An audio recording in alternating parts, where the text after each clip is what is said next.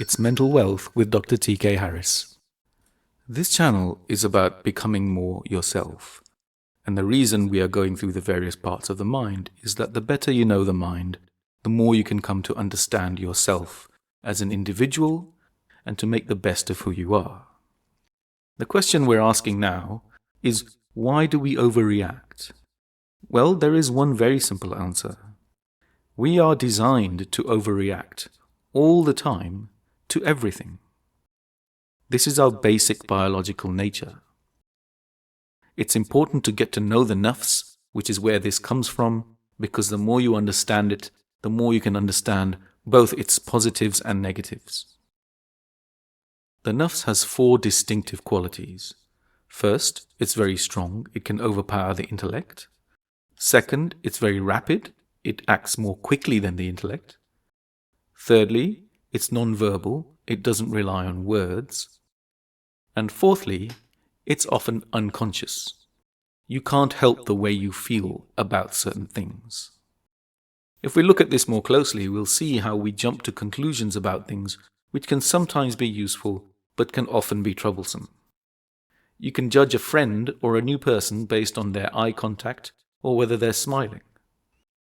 You can judge the quality of something you've bought based on whether other people approve of it or whether some kind of celebrity endorsed it.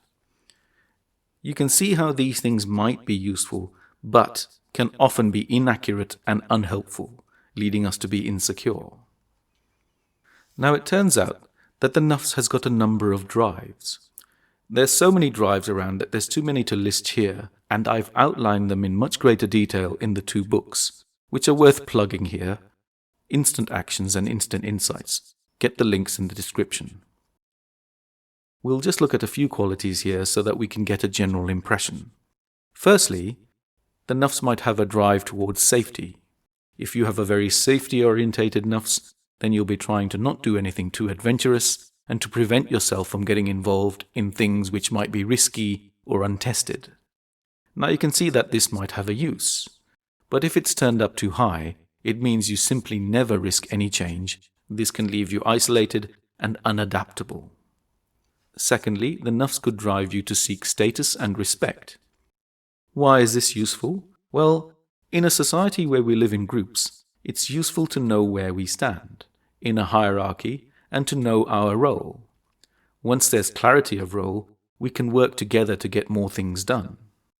However, this need to know where we can stand, if it gets out of control, can lead us to become obsessed with status and role and become competitive and petty over the smallest things just because we want to ascend the ranks or to show off.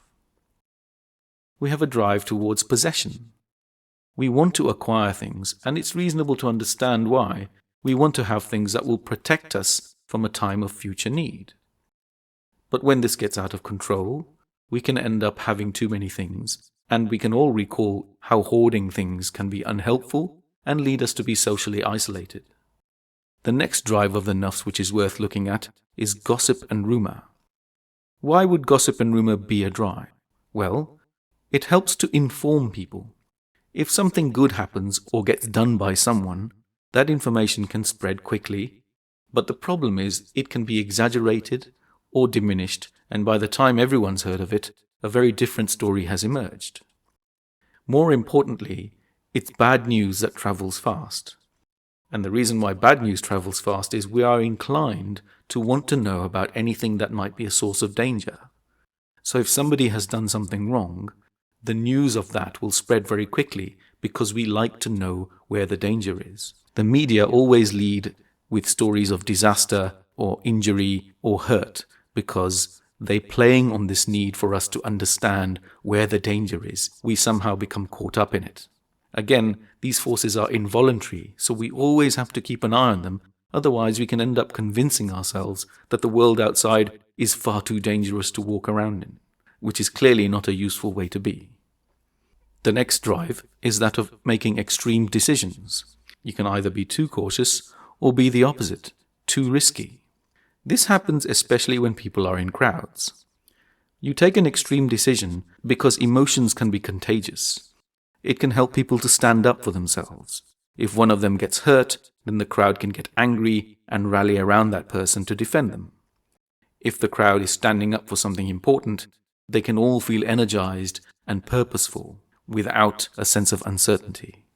However, when these things get turned up too high, again, they can lead to very risky decisions or disasters, because these things are not based on fact.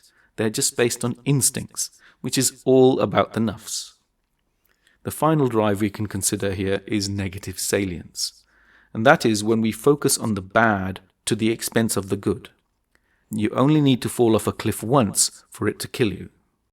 So we tend to avoid situations which are perhaps risky because we'd rather hold on to what we have.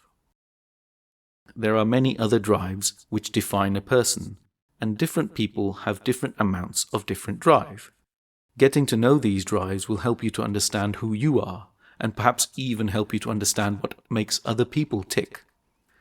It's true to say that men and women are also given broadly different drives. It doesn't mean that the male nafs is fundamentally different to the female one, and in fact, they're not opposite ends of a spectrum. A person can have both male and typically female drives within them.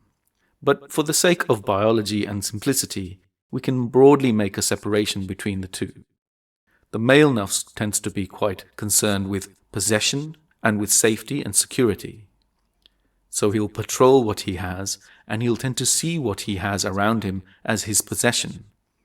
This is quite good because it makes him protective, but if it gets turned up too high, he might end up seeing his children and his wife as his property. This could perhaps explain why so many cultures have treated women so badly, or have even resorted to things like slavery, because they wanted to control people.